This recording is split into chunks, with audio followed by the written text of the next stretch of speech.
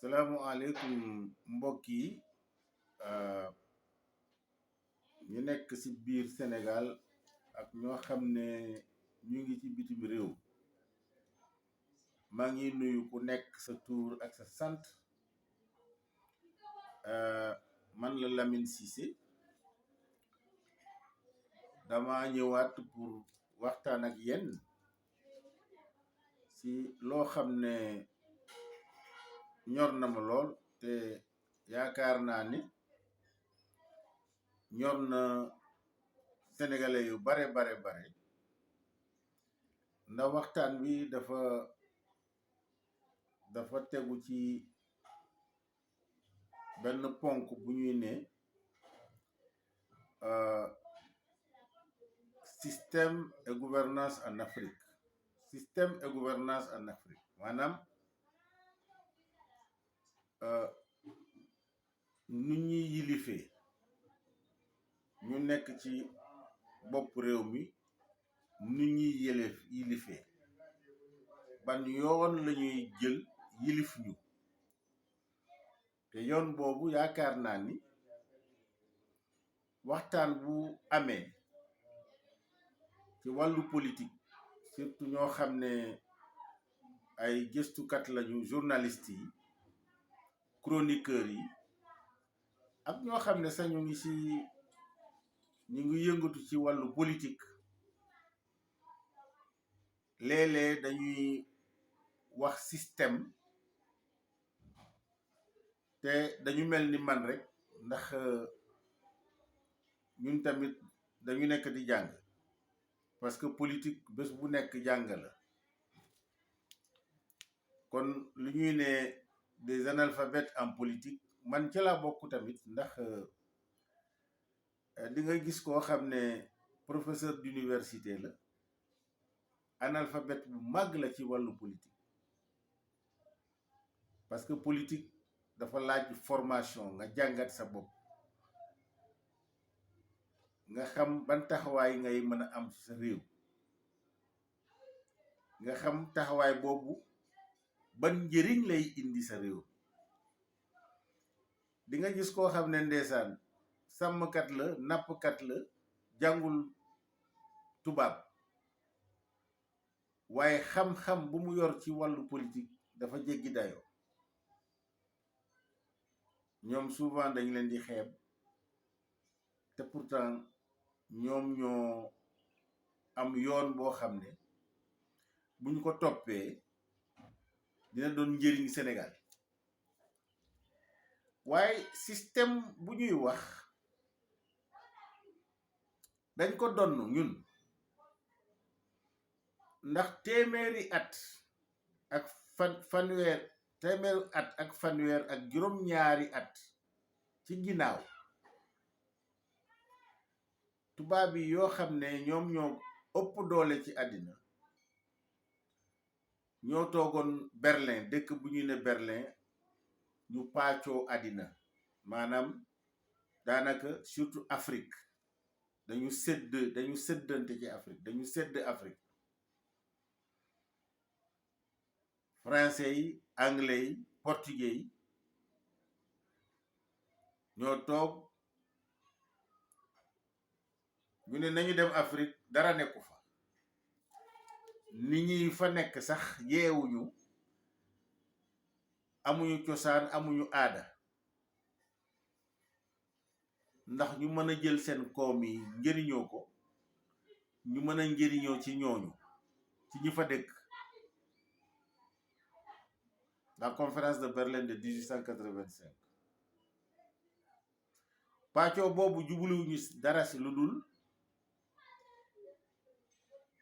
ñu mën a ñàkk suñu moomeel li ñu doon suñu aada yi suñu caada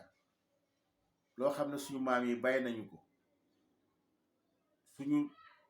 suñu kàllaama maanaam suñu làkk yi ñu nërmeelu ko loolu lan lañuy jublu suñu xam-xam li ñu fi fekk ñu nërmeelu ko daanaka lépp loo xam ne askan wi daf ciy sukkandiku pour maanaam jëm ci kanam ñoom dañu ñëw pour nërmeelu ko ndax ñu mën a jot koom réew mi ñu mën a jot koom Afrique ñu mën a njëriñoo ci Afrique parce que loolu dañu daan njëriñoo ci Afrique moo andi esclavage di ñëw jënd africain di dem jaay mais comme dem nañu dem ba machine yi maanaam liggéey bu africain di def ci tool yi ci bërëb yi am na ay machines yi leen remplacer moo tax nee nañu dañu am yërmande du benn yërmande seen intérêt moo ci nekkatul ñu ne léegi nañu jëndee esclavage bi waaye nañu dem jël Afrique ñu moomee ko alors pour ñu mën a teg seen loxo ñu teg seen loxo lépp loo xam ne suñu urus yi lépp loo xam ne koom la ci réew mi teg ci seen loxo teg ci loxo askan bi loolu la ñu def mais loolu dafa dem ba ñu ne léegi nañu def indépendance africain yi xeex pour après la première et deuxième guerre mondiale africain yi xeex ba am na ñoo xam ne fetal la ñuy jël xeex am na ñoo xam ne wax ak signer ay accord yoo xam ne ñoom dinañu gis seen bopp moo tax ñu jox ñu suñu indépendance mais indépendance boobu du indépendance ma boo ko xoolee indépendance administrative la ñu yor mais indépendance économique ñoom ñoo ko téye ñoom ñoo téye seen loxo ba léegi ba tey fu ñu toll nii alors système boobu lii tax ñun dootuñu moom suñu bopp muy wàllu politique muy wàllu koom ñoom ñooy dogal suñu koom sax bu nekk suñu réew ñoom ñooy dogal naka lañu koy jaayee boobu mooy système boobu li ko wéyal dëgëral ko bu baax a baax mooy banque mondiale parce que ñu yor banque mondiale yépp boo leen xoolee ay nit anti-valeur lañu ce sont des francs-maçons ay lobby comment dirais-je mafieuse la ay lobby mafieux boo leen xoolee góor jigéen yi mag yi ak ñoo xam ne ñoom maanaam yéesal doxin àddina ci la ñu taxaw ndax ñu mën a yilif àddina ñoo yor banque mondiale boobu ñoo yor fonds monétaire international boobu si Nations Unies loolu tamit loxo bu wóor la boo xam ne dafay wéyal système boobu système de domination de ce monde parce que àddina nu muy doxee ba léegi fu ñu toll nii il y a un déséquilibre dans la gouvernance mondiale déséquilibre total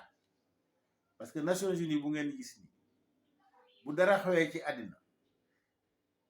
ñëpp ñoo xam ne dañu bokk ci membre des Nations Unies bu ñu demee assemblée générale voté ne lii la ñu bëgg dafa am juróom réew yoo xam ne kenn bu taxawee ne du am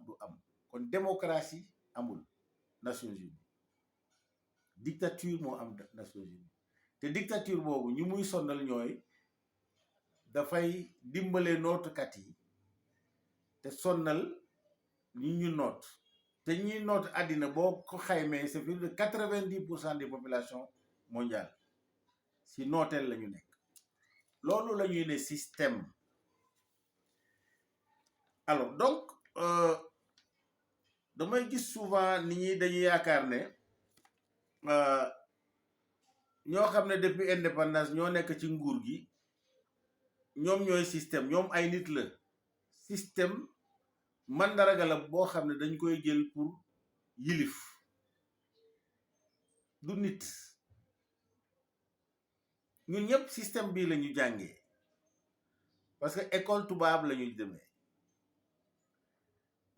histoire tubaab la ñu jàng suñu histoire ñun xamuñu ko histoire africaine d'une manière globale suñu doom yi jànguñu ko li xew ci tubaab yi la ñuy jàngal di màndargal tubaab yi seen aada seen cosaan seen melokaan war nañu jàngale normalement ci école yi Cheikh Amadou Bamba, Cheikh Omar Foutiou, El Hadj Malick Sy, ok, Cheikh Sadib, Cheikh Mahfouz, war nañu jàngale suñu école, n'est-ce pas, kilifa diine yoo xam ne yépp ñu ngi Sénégal ñoo ŋànkat diine mais ŋànk valeur, parce que du ŋànkat diine kese mais valeur, mais jàngalewuñu ko école. ay Voltaire la ñuy jàngale, ay Socrate, etc. etc. te pourtant am nañu ay philosophe au Sénégal. loolu mooy système bi. léegi système boobu indépendance bu amee ba léegi dafa am ñoo xam ne dañu taxaw tem pour xeex système boobu. boo ci lim di nga limaale Cheikh Anta Diop, professeur Cheikh Anta Diop, le savant international, suñu papa suñu maam. Mamadou Dia bu ñu jëlee indépendance bi fu mu bëggoon a yóbbu Sénégal mooy génnee Sénégal ci système boobu, mais dañ ko faagaagal, dañ ko jël tëj ko, créé ko complot. Masmoud Diop PAI xeex na ba tey, professeur Bathily LDMPT ba léegi mu ngi xeex. Dansokho Ahmad paix à son âme, PIT. xam ngeen Landing Savané il a raccroché, amul lu mu deful pour maanaam si génnee ñu si système boobu. parce que man sama royukaay ñoom ñoo ma jàngal, Mamadou Diop Decroix, ñoom ñoo ma jàngal. nous sommes des socialistes révolutionnaires, ñoom ñoo mu jàngal. ils ont mënaluñu dara système bi. Sékou Touré xeex na xuloo na ba tey. Modibo Keïta du Mali,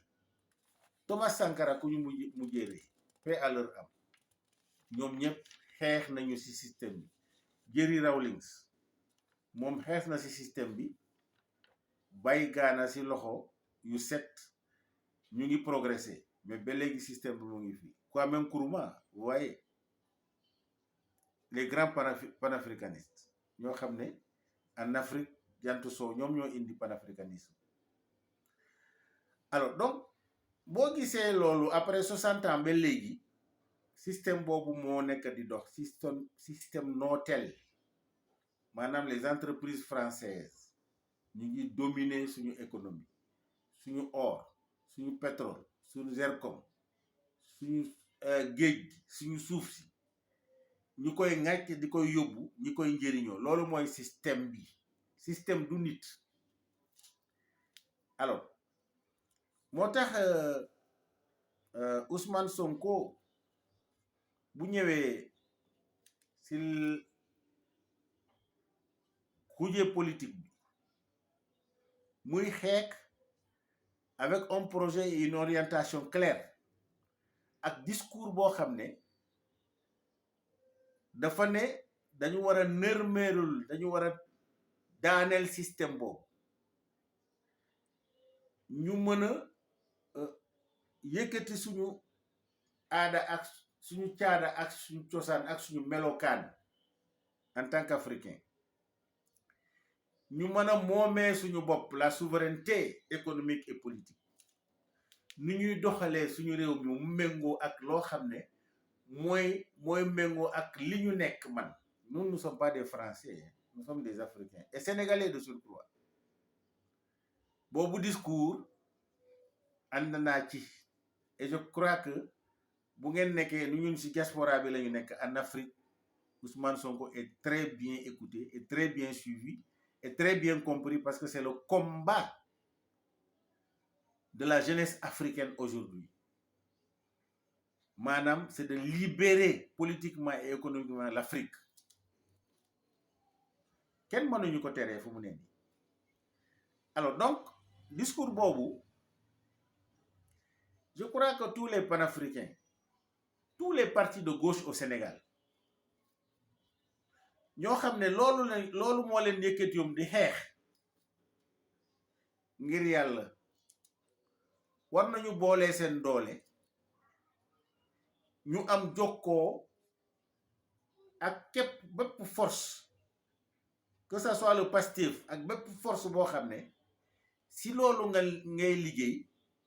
pour ñu mën a libérer Sénégal définitivement ku waxul loolu waxoo dara ndax Mamadou Diop Decroix sama leader politique sama royukaay nee na programme parti de gauche mooy libérer Sénégal mais programme parti de gauche boobu li ñu daan wax yépp Ousmane Sonko mu ngi koy wax Ousmane Sonko mu ngi xeex moo tax Sénégal fu mu toll nii ku fa toogal français yi ci intérêt français yi ci intérêt gan yi Macky Sall moo joxe suñu port bi dafa fekk Ablaye Wade libéré mu takkaat buum jaam bi moo joxe suñu port bi français yi Macky Sall moo jox suñu pétrole yi français Macky Sall moo jox suñu géej gi gan yi ñu ciy napp nu mu leen neexee Macky Sall mooy jaay suñu suuf si Macky Sall mooy doole mooy jox ay entreprise extérieure suñu moomeel muy bàyyi ay entreprise locale le patriotisme économique Macky Sall moo ko salfaañee Sénégal kon ñun ñëpp ku ñu war a contre bu doon géopolitique ku ñu war a contre mooy système bii nañu fexee mu génnee Sénégal ndax ñu moom suñu bopp on va vers le pétrole à partir de 2024 mais pétrole boobu contrat bi nu ñu ko signé man mi toog fii xaw ma ci dara te Sénégalais 99% xamuñu ci dara te seen moomeel la te lu ñu ko signé c'est dans l'opacité totale avec des intérêts occultes bëgguñu Sénégal nekk comme Gabon nu mu mel bëgguñu Sénégal nekk comme RDC bëgguñu Sénégal nekk comme Congo c'est des pays riches et pétroliers mais Congolais yi Gabonais ils sont en train d'errer partout en Afrique et partout en Europe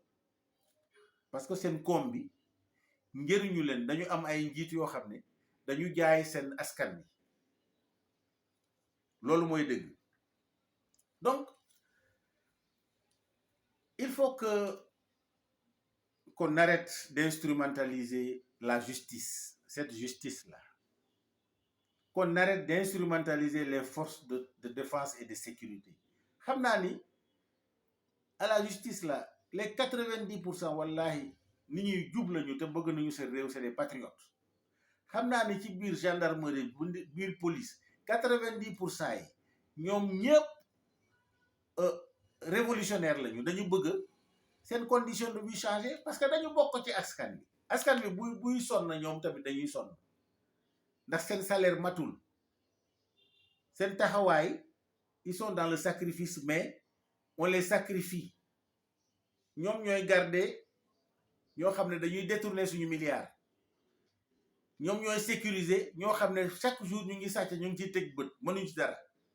ñoom tamit bëgg nañu changement Sénégal bëgg nañu soppeeku Sénégal complètement une révolution pour que suñu koom bi gendarme bi mu mën a jënd oto mu mën a jënd kër mu mën a am salaire bu doy boo xam ne dina njëriñ askan bi policier bi militaire bi mu mën a am dund bu sell képp koo xam ne secteur bu ngay gën a yëngatu Sénégal nga mën a gis ci sa bopp loolu la Kadhafi def pétrole am dafa njëriñ askan wi quand tu vas Dubaï noonu la tu vas en Arabie Saoudite ban saoudien moo nekk di taxawaalu les Émirats Arabes Unis ñoom ñu gën a fayda tubaab yi dañu leen respecté ñun dañu am ay président kaayo des marionnettes qui n'ont aucune dignité loolu mooy suñu problème bi ñun bu doon on avait des présidents dignes yoo xam ne bëgg nañu seen askan wi tubaab yi lu ñuy def ni africain du jógee fii dugg ci géej pour dem dee si géej bi du ko def parce que yàlla baaxee nañu lépp loo xam ne koom la si àddina Afrique la nekk donc bàyyi leen affaire u tàppale dossier Adji Sarr boobu tàppale la c'est du mensonge xale bu gën a tuuti Sénégal boo ko waxee dafay ne fen la xam nga li tax fen la Ousmane Sonko ndeysaan c'est un grand patriote et parmi les milliers de patriotes au Sénégal yàlla moom la fësal tey parce que on a des milliers de patriotes sénégalais nit ku valeur la sénégalais nit ku gëm boppam la sénégalais nit ku gëm liggéey la sénégalais nit ku jub la mais on a des antipatriotes. Ousmane Sonko loo xam ne mooy dëgg bi mooy Ousmane Sonko koo xam ne mu ngi inspection générale des impôts pendant 15 ans mu ngi gis xaalis di koy laal du ko musu ko def ci poosam mu sellal pendant 15 ans bu ko neexee dina nekk multimilliardaire en dollars comme morom wi ñoo xam ne ay sàcc kat xaalis lañu c'est des multimilliardaires fu mu ne nii ñu ngi laxatu ñu ne ñoom Benno Bokk Yaakaar la ñuy liggéeyal président Macky Sall xam na ko quand tu détournes et tu le soutiens dafay tëj bët bi gisul détournement bi na askan wi sonn moom yoonoo nekku ci Ousmane Sonko boobu boo xam ne bañ na lool kooku mënul ñëw jël fetal di violer benn jigéen te kooku àndu ci mënta nekk parce que bu doon loolu mandarga boobu mu ngi yoon ci moom dina sàcc dina louer ay jet privé di dem foo xam ne kenn bët du ko gis mu def fa li ko neex mu ñëw toog ne pat. Il ne peut pas aller au sacrifice. La preuve de l'éthique et de la morale, la preuve de l'engagement patriotique mu am loolu ba pare ngir sénégalais am jàmm muy dem di tooñ beneen sénégalais yi di koy sàkku si forcé mais c'est faux, c'est pas vrai. nañu wante dëgg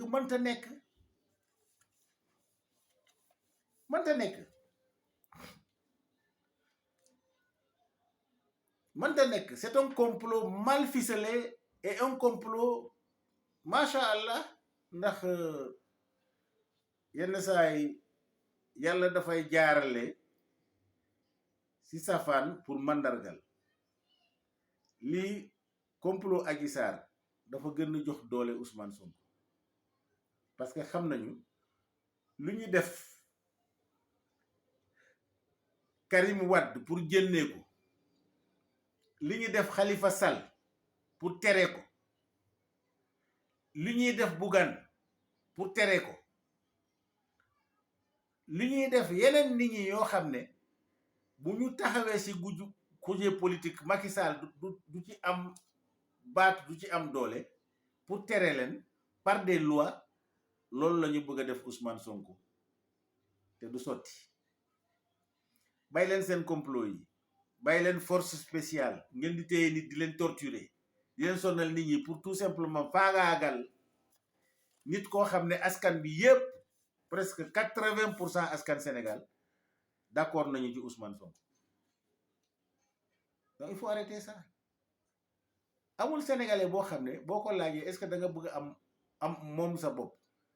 da nga bëgg sa koom réew mi mu des ci sa loxo da nga bëgg nga boo bëggee jënd kër mu yombal la boo bëggee dund mu yombal la et cetera amul sénégalais koy wax loolu du ko nangu yaakaar bu mag moo taxoon ni ñuy woteel le président Macky Sall mais tas na yaakaar boobu par sa gouvernance politique et économique chaotique totalement. Donc président ma ngi lay ñaax nga ressaisir sa bopp nga xam ne Sénégal moomuloo ko nga xam ne Sénégal ñun ñëpp ñoo ko bokk ngir yàlla may na la 12 ans nga nekk président de la République macha allah 12 années si sa waaw la nit ñi nekk mais sénégalais bëggatuñu la na nga respecter constitution bi ngir yàlla respecter constitution bi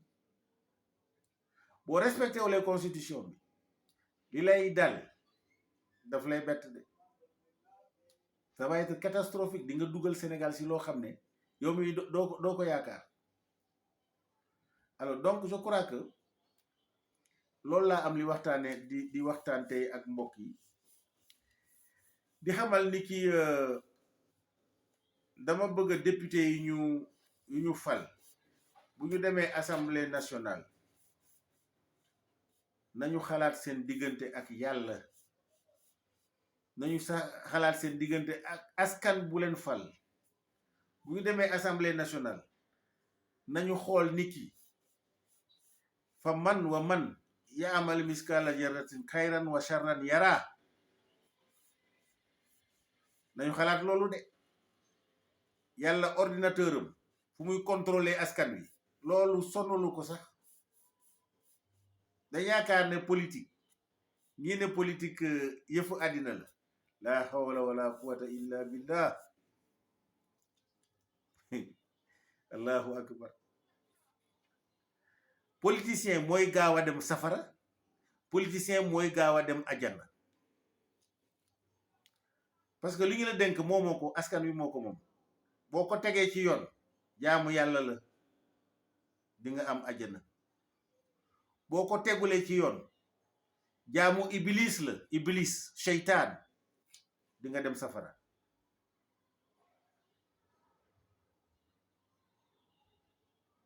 inna allazina kafaru min alkitab almusrikin fi naari jahannama xaalidina fiha. loolu la. da ngay nekk jullit wala nga nekk seytaan. waaye président Macky wax dëgg yàlla man bëgg naa la lool, moo tax may sonn ci yow pour nga mën a teg sa bopp ci yoon bu baax. président Macky yàlla doole bi yëpp moo ko ŋànk, moo ko téye, doole bi yëpp. innal quwwata lillahi jami'an. doole bi yëpp moo ko téye. waaye jox na liberté iblis. iblis ne ko dama lay contre, mu jox ko récépissé, mu sampan dënnam en tant que opposant. démocratie bi ci yàlla la commencé de, ci yàlla ci boppam wane na boppam pour ñu jël exemple ci moom ak lépp lu mu am comme doole, parce que moom moo bind doole yi.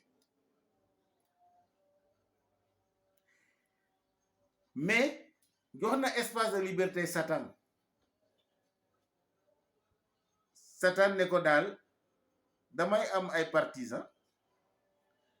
donc ngir yàlla àddina bi yàlla lu mu deful ñun doomu aadama yi bu ñu ko def. Dieu a créé l'homme libre et indépendant, conscient de ses actes, mais responsable devant le peuple et devant Dieu. fa lay yem.